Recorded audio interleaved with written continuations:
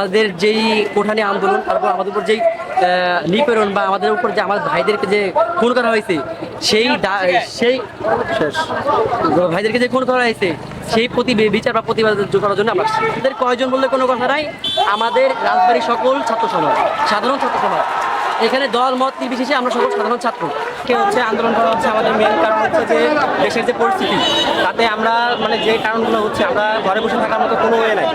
দেশের যে অবস্থা, যে সরকার আমাদের ভাইদের উপর যেভাবে গুলি ছড়ছে, এগুলো দেখে ঘরে বসে একটা সুস্থ সবল মানুষ কখনোই ঘরে বসে থাকতে পারবে না।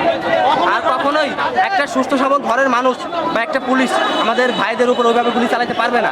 আমাদের যে ভাইগুলো মারা গেছে, তাদের রক্ত আমরা কখনোই পিতা দিতে দেবো না। আমরা চাই যে যতক্ষণ আমার ভাইয়ের মানে যে খুনি বা আসামি যে দাবিগুলো আছে, সেগুলো যদি না মেনে নেওয়া হয়, কন্টিনিউ আন্দোলন চলবে চলবে চলবে। কিন্তু যদি আমরা আমাদের জান যায়, আমাদের ভাইয়ের জান যায় যাবে এবং কন্টিনিউ আমাদের যে আন্দোলনগুলো আছে এগুলো চলতে থাকবে। ইনশাল্লাহ আমরা করে আসছি এবং